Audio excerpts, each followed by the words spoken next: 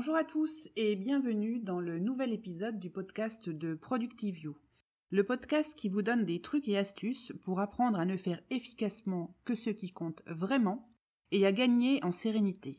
Je m'appelle Priscille et je suis votre hôtesse pour les prochaines minutes.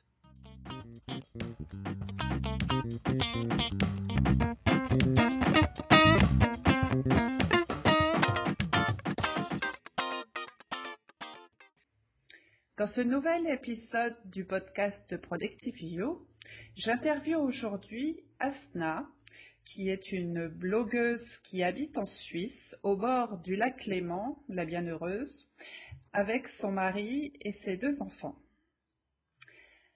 Asna est blogueuse donc depuis 2014. Son blog s'appelle organisation-maison.com. Vous trouverez les liens vers son blog dans les notes de l'émission, comme d'habitude, sur mon blog. Et donc, comme le nom l'indique, la thématique du blog d'Asna, c'est l'organisation personnelle et familiale. Bonjour Asna. Salut Priscille. Je suis ravie de t'avoir avec moi aujourd'hui parce que on a des thèmes de blog qui sont assez similaires, l'organisation personnelle en commun en tout cas. Et donc vraiment ça me fait très très plaisir de pouvoir discuter quelques instants avec toi. Pourrais-tu m'expliquer comment tu es arrivée à lancer un blog sur l'organisation personnelle? Surtout que tu m'as dit qu'avant de lancer un blog, tu avais commencé par faire des ateliers physiques, en réel, sur l'organisation.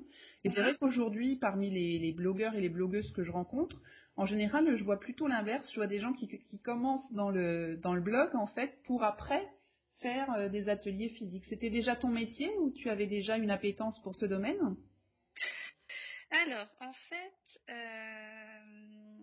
je suis formatrice d'adultes, donc à la base, j'ai donné des cours de stylisme dans un organisme de formation ici en Suisse, donc qui est la Migros, qui est assez connu en Suisse.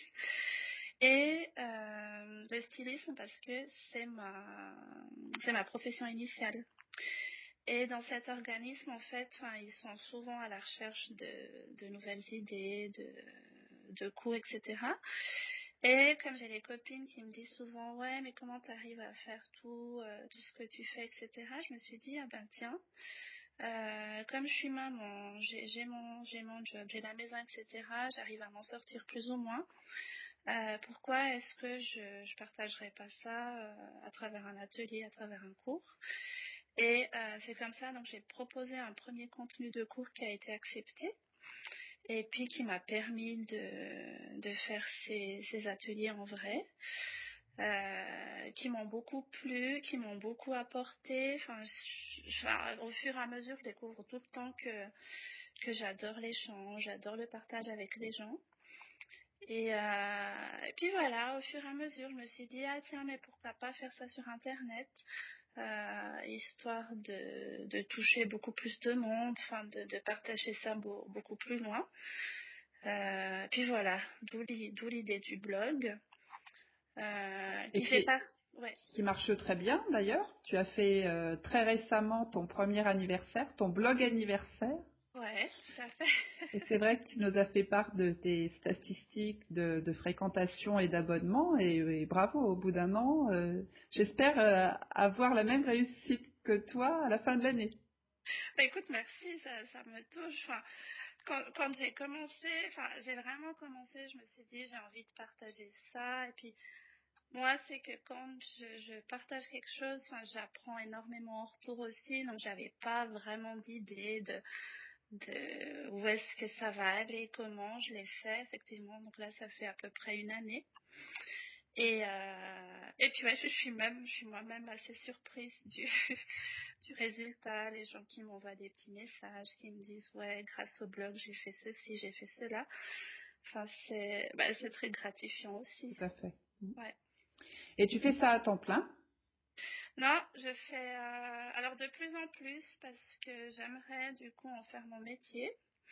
En fait, l'organisation, ça correspond aussi à un cheminement personnel et familial d'ailleurs, parce que je disais au début, j'étais dans le stylisme. Et puis, je suis en pleine reconversion. Donc, comme par hasard, c'est pas très loin parce que je suis en train de me reconvertir dans l'accompagnement, dans l'organisation et l'accompagnement de vie.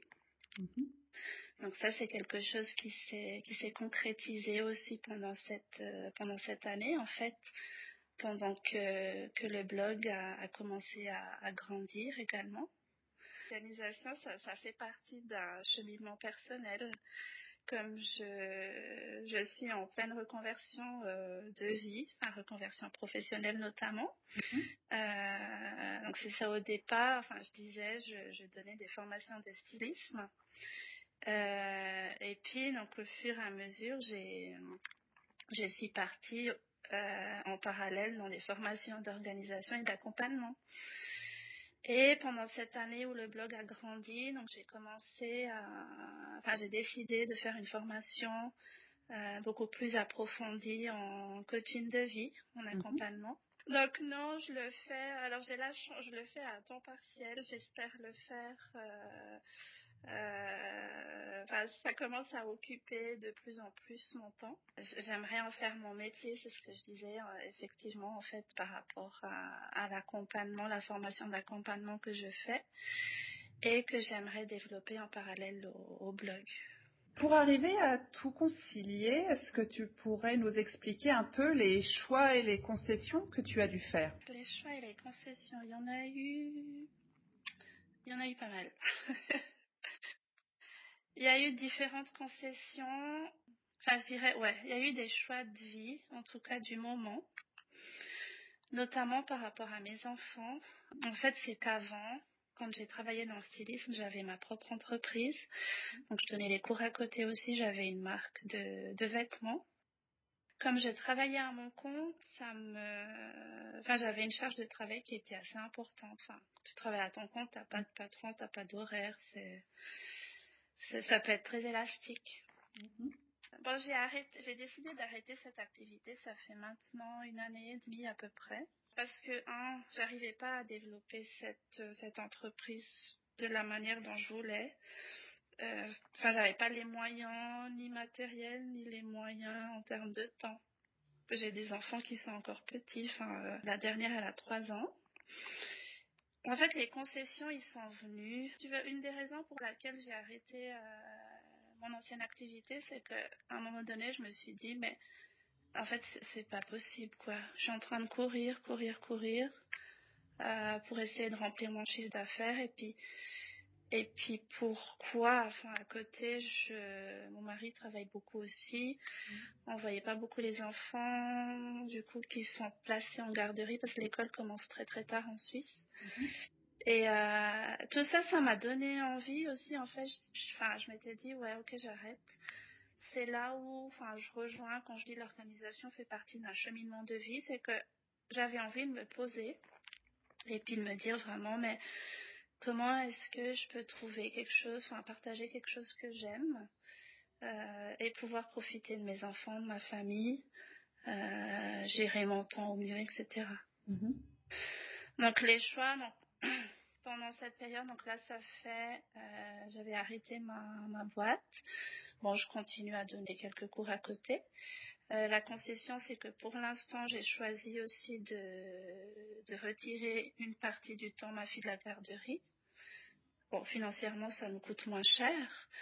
Mais d'un côté, cette concession-là, comment je peux expliquer ça? C'est qu'en contrepartie, c'est un choix aussi de profiter de plus de temps avec elle à la maison. Bien sûr. Ouais. Donc voilà.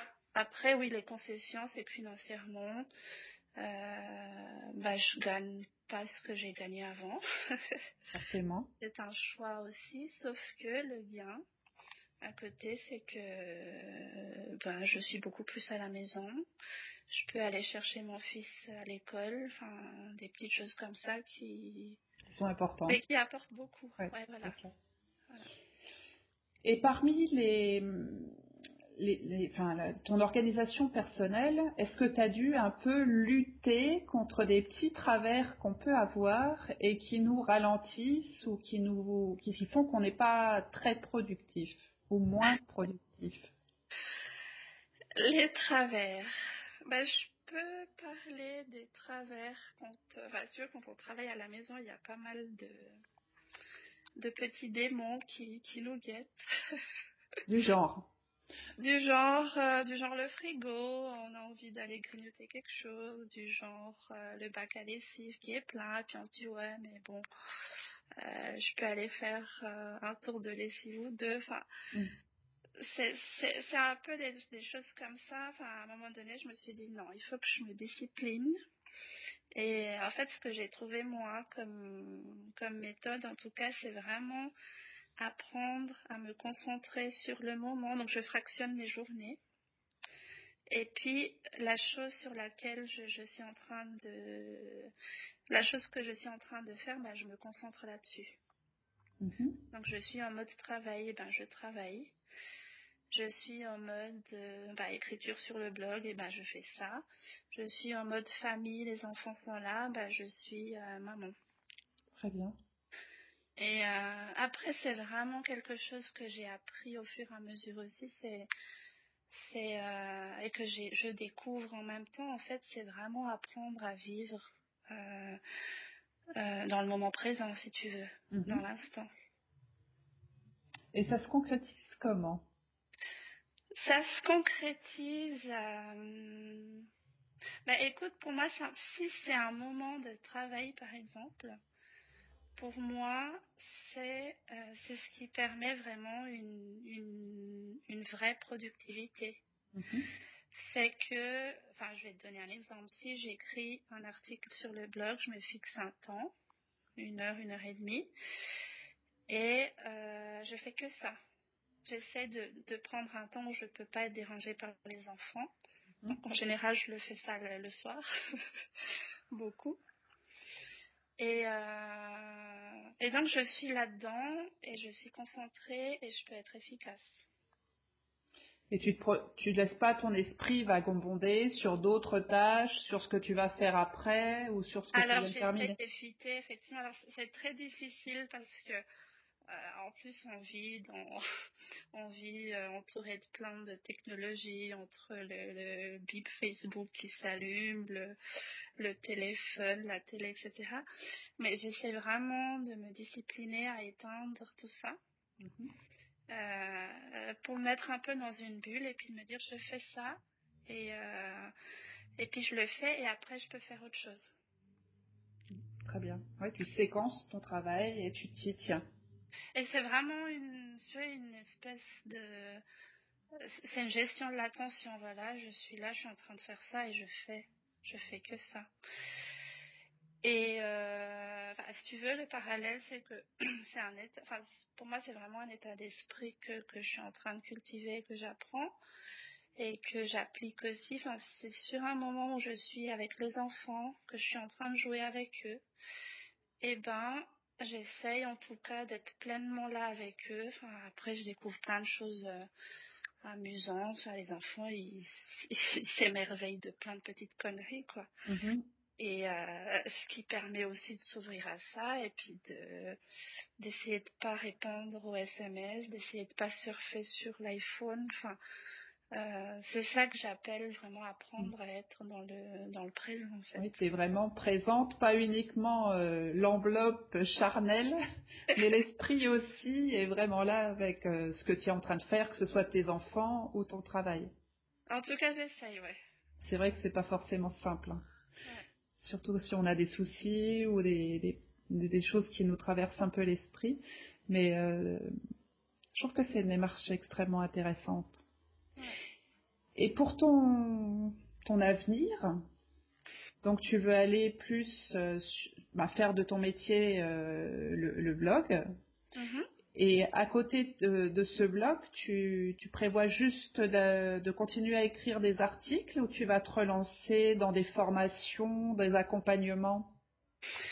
Écoute, moi j'aimerais bien relancer des ateliers en ligne des ateliers physiques, pardon, et en ligne d'ailleurs aussi.